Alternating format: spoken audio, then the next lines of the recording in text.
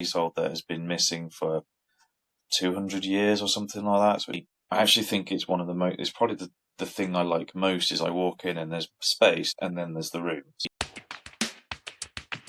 Welcome to the Self Builders Podcast, the podcast that covers everything you need to know to get on the way to building your own house. We're brought to you by Mayflower Mortgage and Finance, the self-building finance specialist in the UK. Hi, Mayflower Mortgage and Finance. I'm your host again, Jack Dugan, and I'm very grateful for another pair of self-builders to come on, Jodie and James, to share their story and give you some insights into their project. So welcome, Jodie and James. Well, look, we'll go from the start, and it's really sort of over to you to sort of, take us through your project. So yeah, if you could start right from the beginning, tell us a bit about your project, an overview of yourselves, what you did, and then we'll just go through it from there. So I started sort of 2020 when we bought a cottage which needed a lot of work, but it came with a decent amount of land. So we split the land in half, and whilst we were going for the planning permission and the sort of hoops that we had to jump through for that, we also renovated the cottage, which turned out to be more of a problem than we realised. We had to replace the stairs. We completely ripped out all of the electrics and the plumbing and redid it. We had to move the consumer unit because for some reason it was over the front door. Whilst we were doing the bathroom, we realised that the previous owners had obviously had some sort of a leak, and so it had ruined the joists on the first floor just underneath the bathroom. But instead of replacing them, they got some skirting, screwed it together and put it across the floor, and then put some 18mm ply on. So I do sort of look back and go, I could have died every time I walked in there. And it was the place was so small though that I'd at least have only fallen about 7 foot. So it wasn't not massive, fatal. Yeah. Sure, shouldn't be fatal, but yeah. I wouldn't have been happy though. So there is that side of it. I mean, we ripped everything right back. I took the plaster off the wall, so it was just like the lathe, and then went back around and So we were redoing all of that, and just as we were living without doors in the house, for a long time. Yeah, for about 6 months. Internal doors. We weren't just open to the elements. I still remember bragging to some friends, "Oh, we've got a new front door. It doesn't let all the air in now." Those winds. yeah. Everyone sort of looked at us and went, "Having a front door is bare minimum for us for a house." And I was like, "Yeah, you don't know what it's like." Welcome to self-building. Yes, yeah. I mean, this is the thing. This is before we even did the self-build. We had all of this. This is everything I'm talking about is whilst we were going for planning permission, and then for some reason, I don't know, I must have been kicked in the head or something. But so how did you find this plot or this property? And how did you? It was about a mile down the road from us. We were renting a place, so I moved. I mean, that's part of it as well. I'm a commercial manager now, but back then I was a quantity surveyor, so sort of different rungs to the same thing. And we'd moved a couple of times for work, so from Plymouth to sort of where we are now, and so we were renting. It just happened to go literally just down the road, came up, and it was such a massive plot. We thought, well, we can. It's also, in fairness, one of the selling points from the estate agent was you can split the land in half, and you could sell that and make loads of money. And we sort of went, oh, okay, that makes sense. So, and then once we'd just about finished the cottage and we decided to embark on a self-build.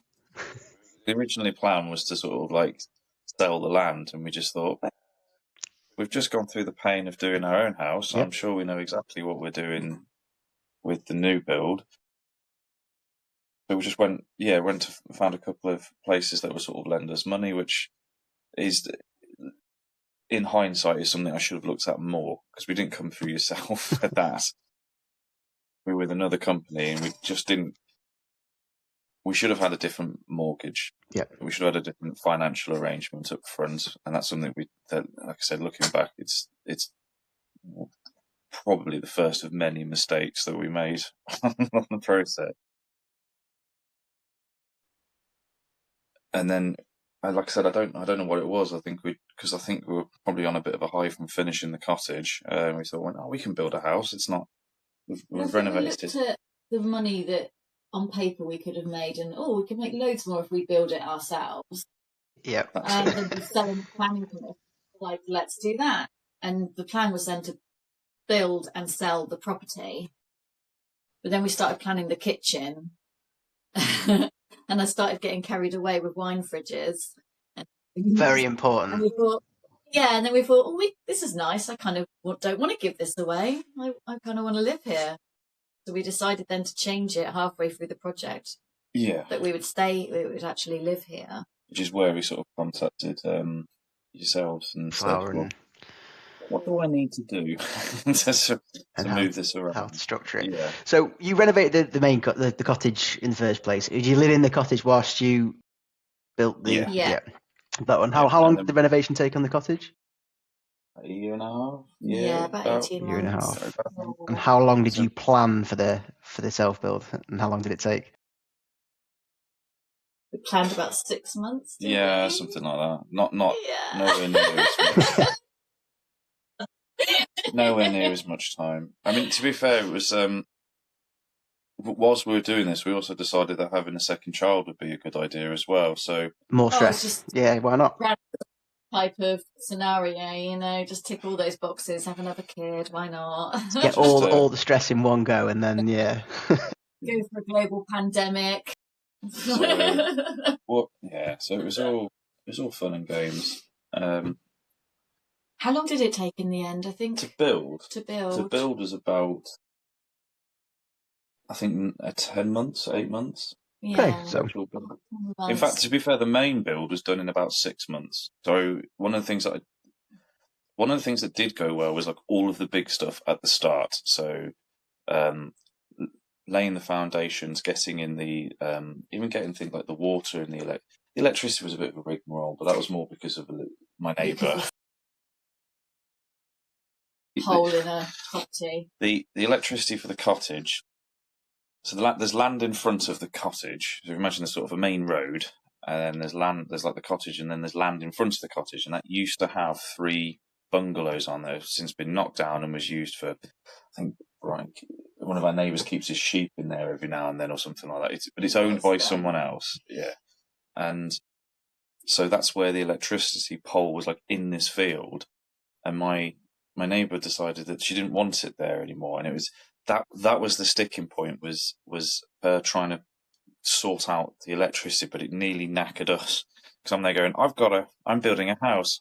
Like, I thought this electricity, I had a price and it was all lined up, spoke with the electric board and that was all fine, and then suddenly she just sort of went, well, unless you move the pole, I'm not going to give you access to it. And then gave a note basically saying, I no longer give you permission to have this on my land. You have to move it. So it was a proper pain. Just unforeseen. Yeah. So with the planning permission, back to the planning permission, we had a problematic neighbour at the time who just threw every section he possibly could find out the build because he wasn't happy with it. So we had to go through BAT surveys and all of the stuff. So it all came up absolutely fine, and we got the permission in the end, obviously. They're saying we don't think we need an environmental study because it's right, it's by a main road. There's no issues. And as he wrote, as Jodie said, as he wrote to them throwing the kitchen sink at us, it's too big, it's not in keeping with the environment, all the usual, all the buzzword points. He also said, I'm surprised there's not a study. I've seen bats flying around.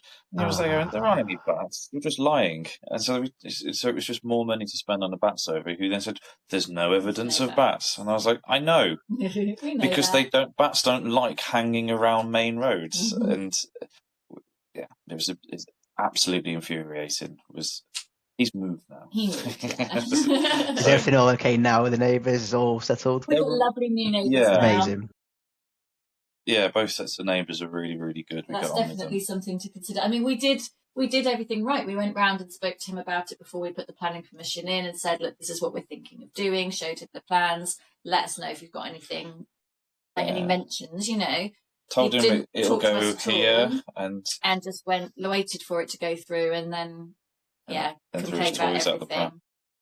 At least if we'd have said, one of the objections he said, I remember it's coming through, was if you wanted to put a bungalow in there, I wouldn't have had an objection. I remember saying to Jodie, if he'd have said that to the start, I could have at least gone back to the planner and said, look, why don't you stick a bungalow in, see whether you can get that through. We wouldn't have built it because it wouldn't have been it's not a big enough footprint to have a bungalow that can have 4 of us in. But at least then I probably would have just sold the land. Do you know what I mean? Yes, I would have done. Should have changed the end result.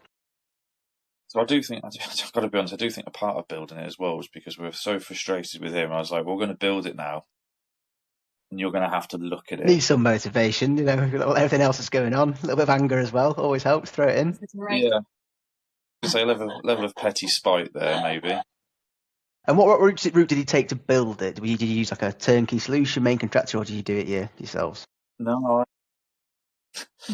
because I've worked in construction for such a long time, so it's coming up to sort of 12, 13 years now. I decided to try and do it myself as much as possible. In terms of project management, I wasn't stupid enough to think that I was like, I can get a digger and dig some holes. I wasn't that naive, fortunately. And to be fair, those are the bits that I said that went well. When we were doing the foundation, the sort of planning permission from my neighbour with the electricity aside, but the water and the sewage, all of that, the actual the frame of the house, the roof, the windows and doors, all of that went as I planned it, because I thought, these are the big things. I'm going to focus on the big things. These are the sort of like the foundations are sort of like 45 grand. The timber frame was 55. So there's 100 grand just in sort of the in the structure of the building. So I made sure that those were right, and those went well, actually, didn't we? We made good time. It was much done quicker. in a day. It was just there. It was like, wow, there's a house here now. It was a month to do the foundations and to put some of the drainage and bits and pieces into place, and then it was 2 weeks, and the timber frame was up and solid. Had a bit of the roof, if you remember, was a bit of a sticking point, because I went to a roofer and said, I want a roof, please. And they said, here's the price for a roof. I went, great, thank you very much. And then halfway through, I went, I remember saying, what are you doing for sort of, because it's a flat roof build. What are you doing with the water? How are you dipping it? And they went, you do that. And I was like, what do you mean I do that? I've asked you to do the roof. Oh yeah, but that's a sub-roof. I was like, it's the roof. It's on top of the building. When I asked you to do the roof, I wanted you to do the roof. So there was a little bit of a panic there, but fortunately, again, because in an industry, I knew someone and sort of said, look, I'm in a bit of a bind, and that's where, and he was actually my kitchen fitter, but he's just a fantastic carpenter. To be fair, it's all round. Yeah. The only thing he said he can't do is like the wet works, like bricking and things, but like internals, he can do everything. So I think I had him here for about 4 months in the end. Yeah, we just kidnapped him. Yeah, but Held him hostage on site. Yeah, but that's the thing though, is we knocked up the roof went on in about another thing. I think that was about 2 weeks, and we did the sub roof in a week. There's 2 sort of levels to the roof, but we managed to stick the sub roof up in about 4 days, because I was up on the roof drilling holes, just trying to screw it down. He was doing it. I was just sort of a glorified labourer, probably getting in his way, to be fair. But we were up on the roof doing all those, and then the roofers came and the insulation and all, the system went on, and same for the roof down by the like the kitchen, sort of a single story, and that's a different roof again. Other than that other than that hiccup, which did cost me, I think it was probably sort of 2 or 3 grand in the end. But not when you're thinking about the house build. Yeah. I was like, well, it's not enough for it to derail everything. It's within my contingency fund. That's a couple of those. Yeah. Well, that was the staircase wasn't quite right. I had to go back and be redone. I had to drive to. Well, I think it was like a 5-hour round trip to sort that out. Sort the stairs. Yeah, it was. Yeah, I gave them the drawings and said, "This is how wide it is," and they took off from effectively from the structural timber drawings rather from the finished plasterboard. So it was 100 mil. It wasn't a massive amount, but Makes it a was 100 mil. difference. I mean, they managed, yeah, and they managed to shrink it, and it went in. But it was, yeah, there's things like that, and we got a sun, what's it called, the light Skylight. skylight. There we go. A Christ, very big skylight. we got our skylight's about 3 meters? 3 meters by a meter and a half, something like that. It's a massive skylight. And again, I just sort of rather naively sort of went, "Oh, it'll be all right." And then they said, "How are you going to get it up there?" And I sort of was like, We'll just lift it, won't we? with grit and willpower. I mean, it worked in the end. Yeah, we got it. Yeah, I was going to say we got it up there, but it was like little things like that, which all of the big stuff was sorted. Like, I mean, the roof was probably the biggest one. But Foundation, superstructure all went to plan. Yeah, all that went to plan. It started to fall over a bit where it came to finishing, and the system that we've got on the outside is well, we've got sort of like a mock timber around the kitchen. We've got some brick slips around one side, and then we've got a board that is just sort of rendered. And again, that was going to plan, and it was a K-rend system. So you sort of rub it in, and it gives the look of quite sort of and that we put it up there, and I remember we were both sort of there going, "Oh, that's really good, thank you very much." Hammered it down. It wasn't supposed to rain for like 2 weeks, and we had torrential storms was that like 23? We had the wettest summer since records began. Yeah. During our build, it's just sod's law. I had kept apologising to people for the weather because it was our fault because we decided to build a house. Yeah, so definitely. Just the worst weather conditions possible. It was storms, it was rain, it was just, it was horrific. Yeah, that was one of the. There's nothing you could do, but it was just one. That's probably one of the. I think that out of everything, that probably cost us the most because we had to the weather redo it all. Yeah. We had to put everything on hold, and then we missed slots which we had. Yeah. And then we had people just let us down quite a lot. I think in hindsight, we would, rather than just kind of trust them because James had worked with them previously, actually get contracts put in place with everybody. That and having an on-site project manager rather than James trying to do it while his full-time job and be a dad and everything else. The only time, there was a point where I was changing jobs, and because I knew my boss, and I sort of said, "Can you help me out?" He sort of agreed to put me on garden leave for sort of 3 weeks. Yeah, that was good. Which really, really helped. And it was at a critical point as well. So that was when we managed to go and get the roof done. And I bought the insulation for everything was sort of me as well. So I managed to get that at least vaguely in the right place. I did make the mistake of bringing the kitchen early because it was that sort of, if you order it now, you'll save money. Yeah, we'll not money on. Then it's there for that's 4 weeks. I'll save money. Yeah. I got sucked having the kitchen. Poor guys had to work around boxes of kitchen. And I considering how big the kitchen, how much the actual kitchen took, I really underestimated how many boxes of stuff we were just going to have in the way, and I had to keep moving things around and all sorts, and it was that was exhausting. But we managed to get around it. But again, it's that hindsight is. We can save you money as well. I don't care. It will cost me money in the long run. Yeah, I think that's also a thing with the self-building side of things. It's not all about just the price at the start. It's the timing. It's the schedule. It's everything that goes around it. Yeah, and it's frustrating because I spend, as I said, on quantities of. I work in the water industry, in fairness, rather than in house building, which is why I think I managed to nail the sort of the big stuff because I'm used to, You're used to the big stuff. I'm used to the big stuff. I'm used to the sort of, and the M&Es is sort of my sort of areas. That just but when it came to the nitty gritty details, you do find yourself getting let down by people where I sort of went, "We've worked before, and I thought you were better than that," and that's where like I said. The carpenter who was originally my kitchen fitter, he was fantastic. He really pulled my ass out of the fire quite a few times. Yeah, and then the same people who did the foundations, who were absolutely fantastic at the start, said, "Oh, I was like, because we were ahead of I mean, it cost more, but we were ahead of program. So I think we officially started in I think we broke ground in like May, didn't we? Yeah, we originally broke ground in something like May 23. Foundations were there by sort of like the June. The superstructure was up first couple of weeks in July. I had the windows and doors coming sort of the back end of August. I just needed the roof on. And that's when things started to fall over, because it's going into August. It started to rain.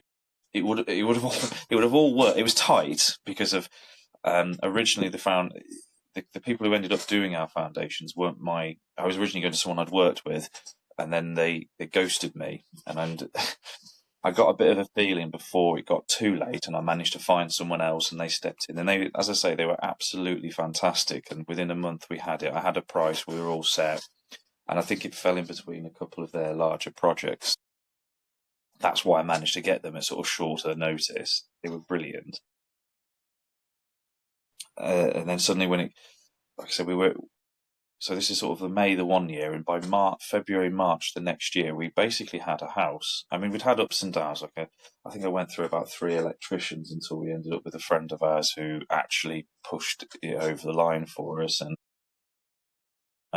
some of the plumber would, the stuff that you can't see, he was really, really good with. But for instance, like we got 2 baths, so we got a bathroom and an ensuite. And it's, the sort of, it comes out of the wall, and you've got like a handle and a shower head.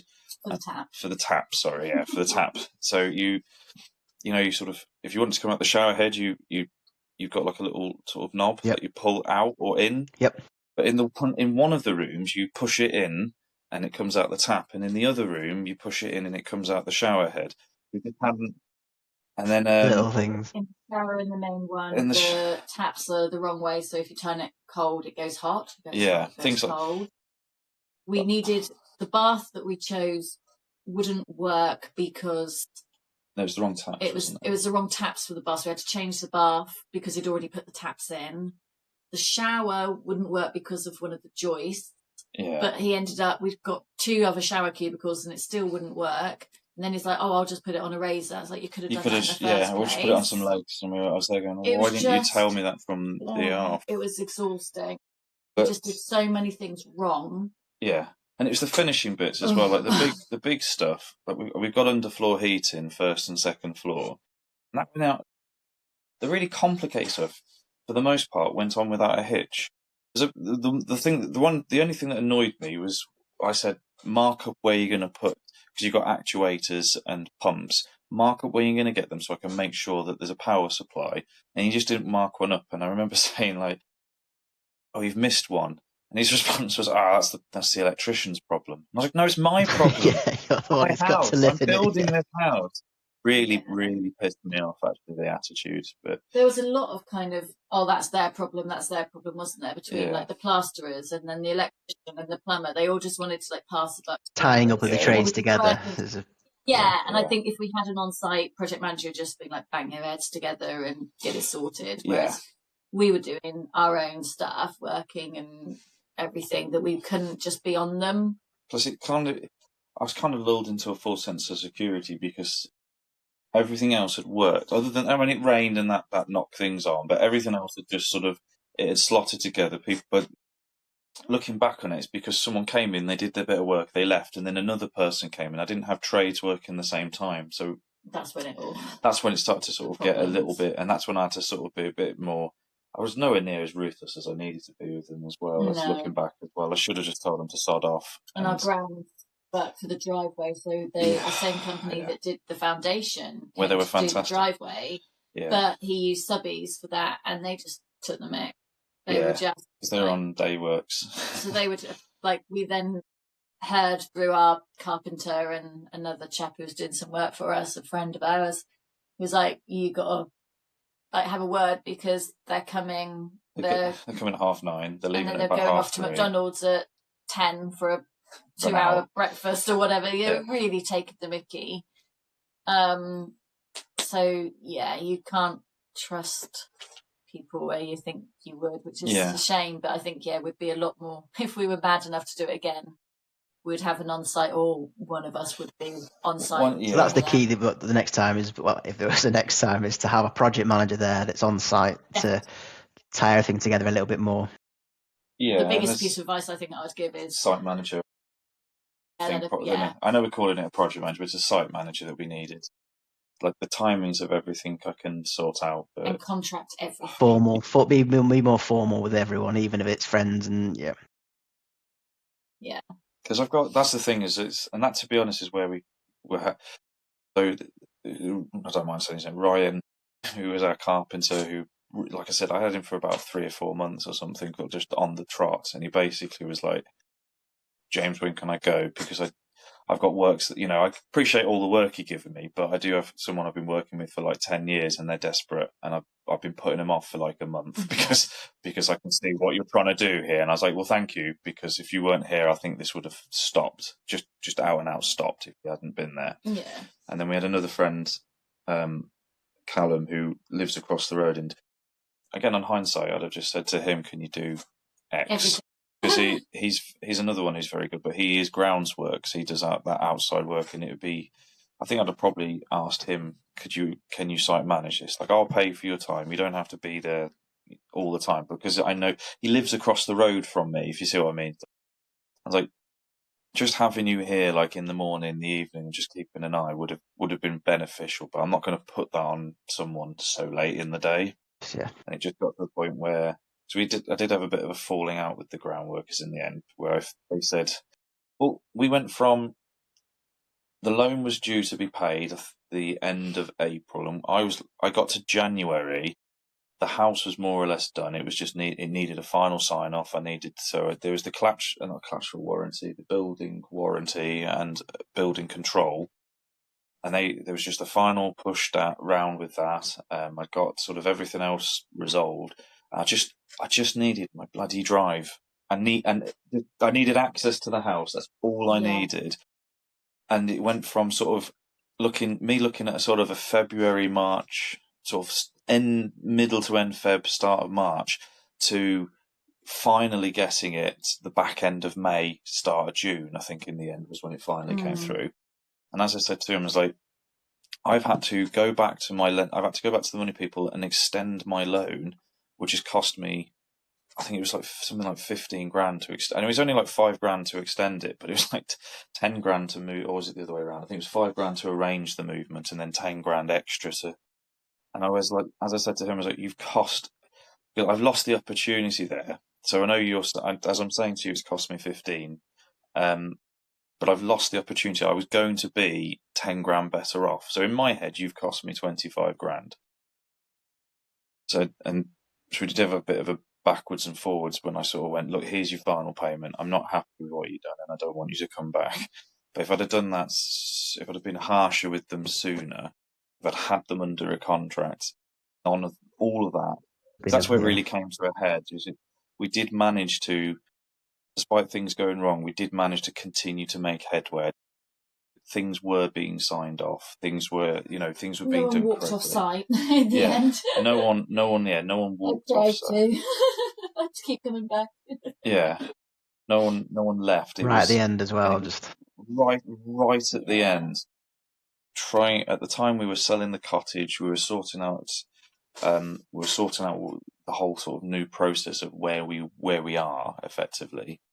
And right at the end, and all I needed was that driveway to be finished, and they bumbled around. And yeah, like I said, I'd have just got Callum to go now because I know he can, but I didn't know. Yeah, hindsight. There's people that wouldn't do it, but yeah, people are just. Whereas now I'd sort of go. Now I know who I'd go back to. Now I know who I would want to do what. With the exception probably of the plumbers, we probably need to find one. Yeah. But with the exception of that, where I know enough people now where I'd actually feel comfortable going, I want you to do this in this time, I want you to do this in that time. If there's problems, let me know. If you hit soft spots or whatever, it would have been just that much easier to do. But again, as Jodie said, being a quantity surveyor, like contracts is my administrating contracts up and downstream is what I do for a living, and because I knew people. Yes. Just kind of naivety, isn't it, with it? I just assumed, we know I've worked with you before. You've always performed, and it's fine. And they just weren't. Their priority wasn't us with our sort of. I mean, to me, obviously, sort of the hundreds of thousands of pounds we're spending is big, but I met big projects. Yeah, I met a lot of them because we were doing £1 million worth of projects, which is their priority over this. Whereas for you, it's the opposite. This is your home. This is your. Yeah.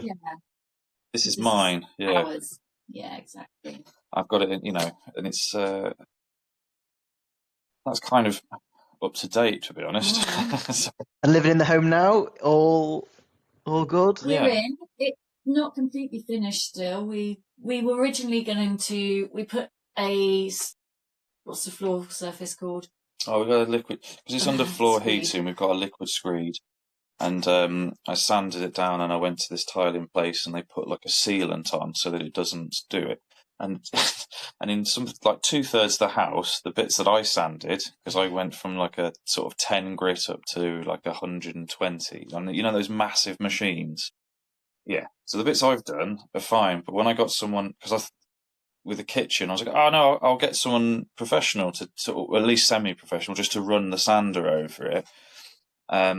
And they did it, and it's nowhere near as good as the ones I did. And it's annoying because I remember after I did it and sealed it and everything, Ryan came up to me and said, "This is what it's supposed to look like. Whoever's done your kitchen's not done it right, but get the person who did this." And I was like, "Well, I did that, and I don't have the time." Nice ego boost, but yeah, not ideal.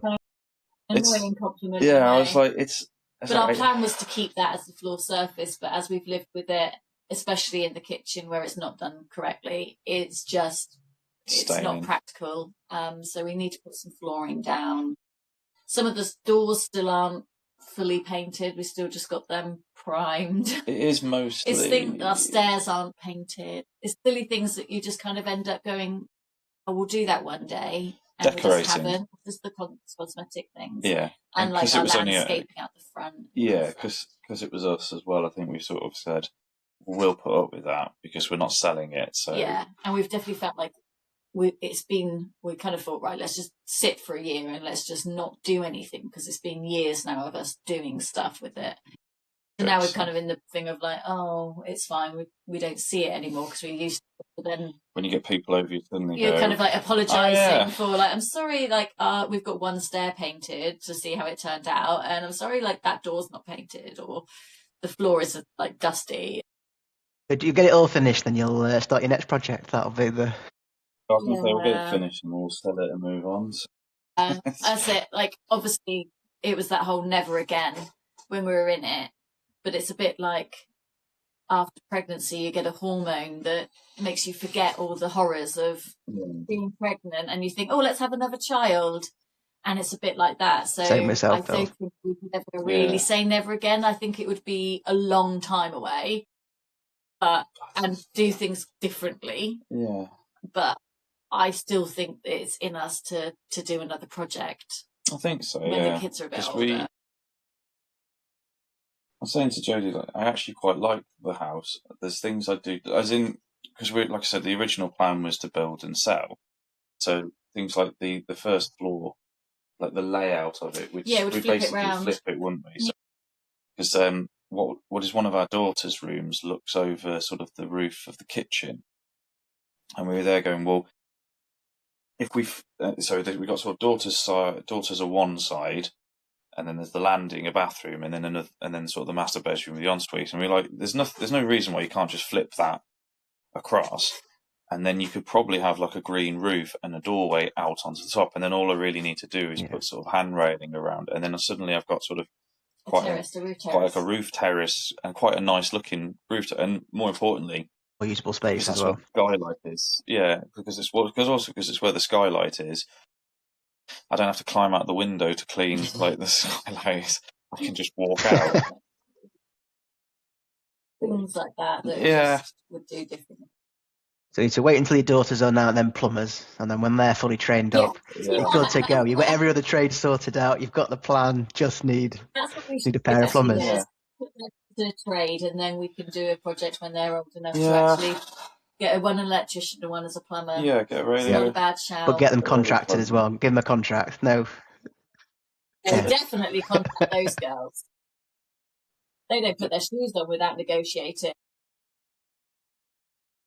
They are perfect. And by the way, just to give it some context.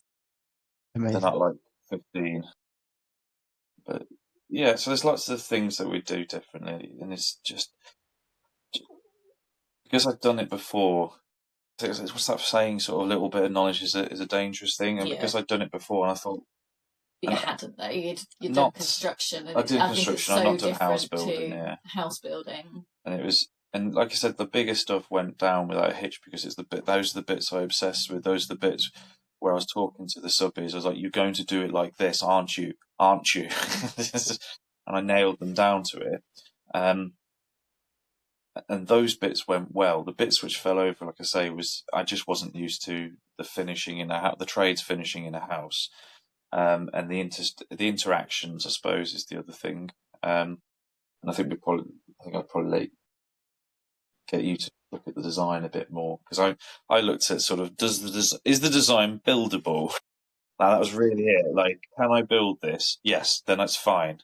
We just wanted it to get through planning permission and was it doable and everything. But actually, I think even if we did another project with the view to sell it, I think I would look at it as how would I live in this house more, because actually then that makes it more sellable anyway. More personal in the design of it.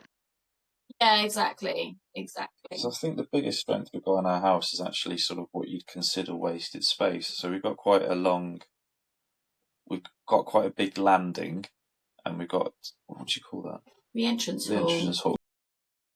And there's quite a big entrance hall, which I suppose any other time you'd sort of go, well, that's wasted space. That could be part of your living room, part of your kitchen, part of your bedroom. But I actually think it's one of the most, it's probably the thing I like most is I walk in and there's space and then there's the rooms. Especially when you've got kids with 12 bags each and everything. Wellies and coats. And just kind of like, right, put this there, put that there. It's when we go to friends' houses and you sort of walk in and their front door and then it's a corridor and you sort of sit there going... Well, the standard, Victorian terrace, isn't it? I mean, we didn't even have a corridor in the cottage. We walked in and in a metre ahead of you was the staircase starting. Not even that. Not even a metre. It was tiny and it was also, claustrophobic, whereas this house is really... spacious. Nice and spacious, yeah. So, even, like I said, even though we probably could have... Maybe I could have extracted... Where we're in at the moment is the study / sort of fourth bedroom, I suppose. / dumping ground. Yeah. But you could have made this bigger by just sort of marginally changing other things, but you'd have significantly reduced the hall. And I actually like that there's a space to walk into. There's things like that where you go, and I wouldn't have considered that. I really wouldn't have considered it until living in physically walking in and seeing the space and living in it. Yeah. So there are things where I've gone, actually that's worked really well, and there's things where I've gone, that doesn't work at all, and I need to change X, Y, and Z. So it is a bit of a mixed bag in that regard. I mean, overall, I'm mostly happy with it. It's a little. It sounds like it's you've been living through it, I suppose, but it sounds like that. Getting the superstructure all without any problems whatsoever, that's all absolutely fine. Inexperience and a little bit of, requiring a project manager for the internals. But overall, from where I'm sitting, it sounds like a good project that's overall gone relatively well. Yeah, I think, if you look at it kind of from away, like, it probably is classed as a good, successful project, I guess.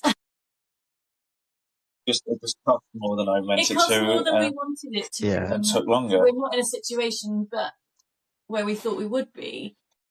But when you look at the big scheme of things of other people's projects and how they just have to abandon them, or they end up in so much more debt than they imagined and all that kind of stuff, like, that hasn't happened to us, thank God. Yeah. I mean, I remember taking out loans on top of loans, but the one thing that was good is when we did shift everything over, that all just went. That was paid off and done, and now it's sort of just the mortgage. Well, we ended up having to take a second mortgage. It's a hefty mortgage. Yeah, and it's a big mortgage, but we managed to get rid of the whole. Everything that I was sitting under went.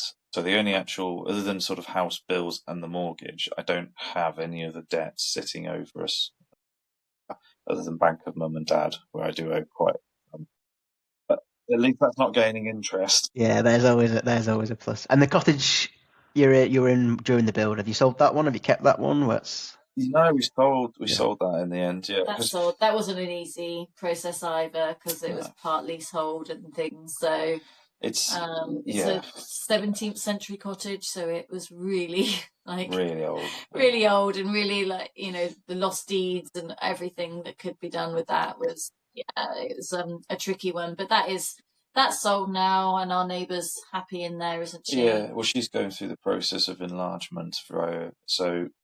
Well, I'll probably jump on the back of that as well. And so the land we're on is leasehold land, which is the other risky part, it was also one of the other reasons why we thought if we build it, we should hopefully be able to manage that selling process a bit better because of the whole leasehold situation. It's not a leasehold in the sense of that there is a lease and I have to pay for ground rent, or it's a leasehold that has been missing for 200 years or something like that. So it's one of those. But people don't like it, do they? I want the freehold. I own the land. They don't want some potential landlords creep. And even though no one ever has, even though I've got the insurance for it was something like 40 quid.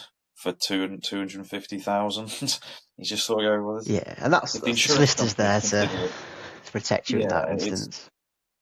Yeah, so it was things like that. We thought, well, that hopefully would make things a bit easier. Plus, we can at least talk to someone and go, this is the situation, this is where we are, etc., etc. But yeah, as Jodie said, that process wasn't easy. So we are sort of looking, going, well, is that our next thing now? Do we push for enlargement so that when and or if we ever do sell this place, it's just a freehold house that we're selling? And makes it easier. But I never looked at that because I was living in it. I just sort of was like, no, not anymore.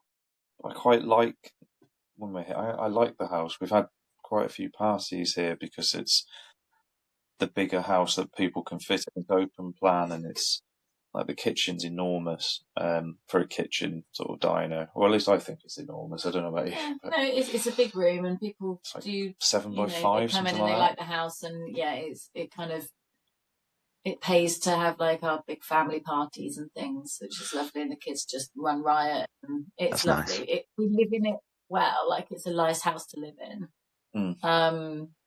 Its situation, I would say it would be our forever home, but it's not location-wise where we would ideally want to be.